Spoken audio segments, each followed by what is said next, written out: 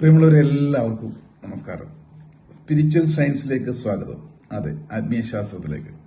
ഇന്ന് നമ്മൾ മനസ്സിലാക്കുന്നത് ഈ ആത്മീയതയിൽ ഒരുപാട് വാക്കുകൾ ഒക്കെ നമ്മൾ കേട്ടിട്ടുണ്ട്, സുപരിചിതവുമാണ്.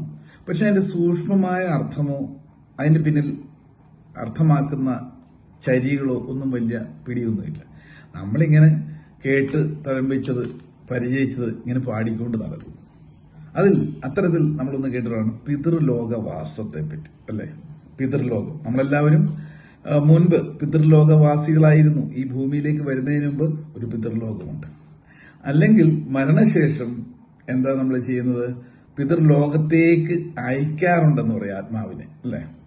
അപ്പൊ തീർച്ചയായിട്ടും ഒരു പിതൃലോകം അവിടെ ഉണ്ട് എന്നുള്ള ഒരു കൺസെപ്റ്റ് വെച്ച് പുലർത്തുന്നുണ്ട്. അപ്പൊ ഇതിന്റെ യഥാർത്ഥ സയൻസ് എന്താണ്? പിതൃലോകം എന്ന് പറഞ്ഞാൽ നാം ഈ ലോകത്തേക്ക് വരുന്നതിന് മുമ്പ് വസിച്ചിരുന്ന ഒരു കാലഘട്ടമുണ്ട്. ജന്മജന്മാന്തരങ്ങളായി ഞാൻ എന്ന് പറയുന്ന ആ ഒരു ഊർജ സ്രോതസ് അത് ഇങ്ങനെ ഇവിടെ ഉണ്ട്, എങ്ങും പോയിട്ടില്ല. പക്ഷെ ഈ ശരീരത്തിലോട്ട് പ്രവേശിക്കുന്നതിന് മുമ്പുള്ള വാസം എവിടെയായിരുന്നു? അതാണ് പിതൃലോകം എന്ന് പറയുന്നത്. അതായത് ഒരു മനുഷ്യജന്മം കിട്ടുക എന്ന് പറയുന്നത് അത്ര നിസ്സാരമല്ല. നമ്മൾ സയന്റിഫിക് ആയിട്ട് തന്നെ പ്രൂവ് ചെയ്തിട്ടുണ്ട്, മനസ്സിലാക്കാൻ സാധിക്കുന്നതാണ്. ഒരു മനുഷ്യജന്മം കിട്ടുക എന്ന് പറഞ്ഞാൽ ലക്ഷോപലക്ഷം കോടാനുകോടി പുരുഷ ബീജാണുക്കളിൽ സ്പേമിൽ ഏറ്റവും ആദ്യം കുതിച്ചെത്തുന്ന ഒരു ബീജാണുവിന് മാത്രമേ ഒരിക്കൽ മാത്രം ഒരു അണ്ടത്തിൽ പ്രവേശിക്കാൻ പറ്റൂ. അന്ന് നമ്മൾ ഭൂജാതരായി എന്ന് പറയും. അതാണ് ഒരു മനുഷ്യജന്മം കിട്ടുന്നത്. അങ്ങനെയുള്ള ആ ഒരു മാരത്തോൺ ഓട്ടപ്പന്തയത്തിലൂടെ ജന്മം കിട്ടുക എന്ന് പറഞ്ഞാൽ പിതൃലോകത്തിൽ നിന്നും തൽക്കാലത്തേക്ക് നമുക്ക് കുറച്ചു നാൾ ഭൗതിക ലോകത്തിൽ വരാനൊരു അവസരം ഉണ്ടായി. അന്നത്തെ ഓട്ടപ്പന്തയത്തിൽ സെക്കൻഡുകളിൽ 1000-1 അംശം പിന്നിലായിരുന്നു നമ്മളെങ്കിൽ നമ്മൾ ഈ ലോകം കാണില്ല, വീണ്ടും പിതൃലോകത്ത് തന്നെയായിരുന്നേനെ. നമ്മുടെ സഹോദരനോ സഹോദരിയോ വന്നന്. അപ്പൊ നിസ്സാരമാണോ ഈ കിട്ടിയിരിക്കുന്ന മനുഷ്യനോ? ശ്രേഷ്ഠമാണ്. അതിന്റെ വില നമുക്കറിയില്ല. എന്നിട്ട് പലരും നമ്മളോട് പറയാറുണ്ട്, എന്റെ സാറേ, എന്റെ ജന്മം ലോക തോൽവി. നിങ്ങൾ തോക്കാനായിരുന്ന പണ്ടേ തോക്കാനായിരുന്നു. പിതൃലോകത്ത് തന്നെ ഇങ്ങനെ കറങ്ങി നടന്നതിനെ വിജയിക്കാൻ വേണ്ടി വന്നവരാണ്. എന്നാൽ ഇവിടെ എല്ലാം ഒരുക്കിയും വെച്ചിട്ടുണ്ട്. ഇവിടെ നിന്നെല്ലാം സ്വീകരിക്കത്തക്ക ബുദ്ധിയും തന്നാണ് ദൈവം എല്ലാവരെയും ഇങ്ങോട്ട് വിട്ടിരിക്കുന്നത്. അപ്പൊ ഈ പിതൃലോകത്തിൽ നിന്ന് നമ്മൾ അമ്മയുടെ വയറ്റിലൂടെ ഈ ലോകത്തേക്ക് എത്തപ്പെട്ടു. ഇതോ ഈ കുറച്ചു നാളത്തേക്ക് ഈ ശരീരത്തിൽ ഈ ലോകത്ത് ജീവിക്കാം, ഭൗതിക ലോകത്തിൽ. അത് കഴിഞ്ഞാലോ ലാസ്റ്റ് വീണ്ടും എവിടെ നിന്ന് വന്നോ അവിടത്തേക്ക് പോകുന്ന ഒരു ചക്രം, ഒരു പരിക്രമമാണ് ജീവിതം എന്ന് പറയുന്നത്. അപ്പം ഒരു പിതാവിൽ നിന്നും വന്ന, പിതാവ് കഴിച്ച ഭക്ഷണമായിക്കോട്ടെ, ജലാംശമായിക്കോട്ടെ, ഇതെല്ലാം ഉൾക്കൊണ്ടുകൊണ്ടാണ് ഒരു സ്പേം ഉണ്ടാകുന്നത്. അതുകൊണ്ടാണ് മരണാനന്തര ചടങ്ങുകളിൽ, ക്രിയകളിൽ ഒരു കുടമുടയ്ക്കുന്ന ഒരു പ്രക്രിയ നമ്മൾ കേട്ടിട്ടുണ്ടാവില്ലേ? ആ മൃതദേഹത്തിന് ചുറ്റും വലം വെച്ചുകൊണ്ട് തൊട്ടടുത്ത മക്കളാകാം, അല്ല അടുത്ത ബന്ധുക്കളാകാം, തലയിൽ കുടം നിറച്ച് വെള്ളവുമായി വലം ചുറ്റി വരുമ്പോൾ ഇങ്ങനെ കൊത്തിവിടാറുണ്ട്.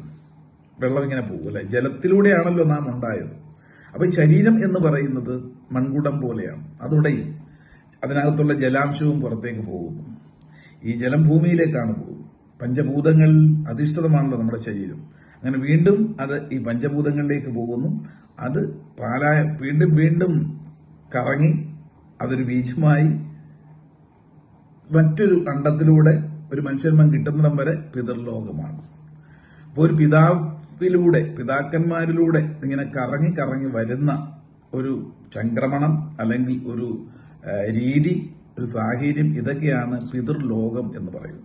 അപ്പൊ പിതൃലോകത്തിലേക്ക് പോകുന്നതിന് മുമ്പ് ഇനിയും വരും ലോകത്തിൽ എങ്ങനെയായിരിക്കണം എന്ന് ചിന്തിച്ച് ഈ ജന്മത്തിൽ അത് ശ്രേഷ്ഠമാക്കുക. എങ്കിൽ മാത്രമേ നല്ലൊരു ജന്മം, പുനർജന്മവും ഭാവിയിൽ ഉണ്ടാകുകയുള്ളൂ. ഇനിയും മരണശേഷം ഒരു ജന്മമുണ്ടോ, അതിനുശേഷം നല്ല രീതിയിൽ ജീവിക്കാമെന്ന് വിചാരിച്ച കാര്യമില്ല.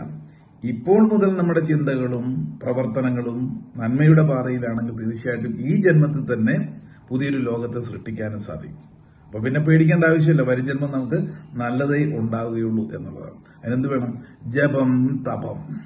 അത് ഭൗതിക ജീവിതത്തിൽ നമ്മളെ ഒന്ന് കറക്റ്റാക്കി എടുക്കാൻ നിരന്തരമായ ജപം, നമ്മൾ ഓരോ മതങ്ങളിലും മതവിശ്വാസത്തിലും മനസ്സിലാക്കി വെച്ചിരിക്കുന്ന ജപം എന്ന് പറഞ്ഞാൽ നിരവധി സമയം ഏതെങ്കിലും ഒരു വാക്കുകളിലൂടെയോ ശ്ലോകങ്ങളിലൂടെയോ ഒക്കെ ഒരു നിശ്ചിത സമയം മനസ്സിനെ ത്രാണനം ചെയ്യുക. ജപം അതോ തപം പോലെ, തപം എന്ന് വെച്ചാൽ ചിട്ടയോടുകൂടി ജീവിതശൈലിയെയും ചിട്ടപ്പെടുത്തുമ്പോൾ ഈ മനുഷ്യജന്മത്തിൽ സംസ്കാരം നമുക്ക് വർദ്ധിക്കും. സംസ്കരിച്ചെടുക്കുന്നതാണ് സംസ്കാരം. നമ്മുടെ സംസ്കാരത്തെ ജപത്തിലൂടെയും തപത്തിലൂടെയും സംസ്കരിച്ചെടുക്കുമ്പോൾ നമുക്ക് ഈ ഒരു ജീവിതയാത്രയിൽ പിതൃലോകത്തും ശ്രേഷ്ഠമായ രീതിയിൽ കറങ്ങി നല്ല ജന്മങ്ങളിലേക്ക് എത്താൻ സാധിക്കുന്നു. ഈ ജന്മത്തിൽ മാത്രമല്ല, വരും ജന്മങ്ങളിലും ഈ പിതൃലോകത്ത് സഞ്ചരിച്ച് നല്ല ജന്മം കിട്ടാൻ ഇപ്പോൾ ശ്രദ്ധയോടുകൂടിയിട്ടുള്ള ജപവും തപവും വളരെ പ്രധാനപ്പെട്ടതാണ്. ചിന്തയ്ക്ക് വിട്ടുകൊണ്ട് ഇന്നത്തേക്ക് നിർത്തട്ടെ. നന്ദി, നമസ്കാരം.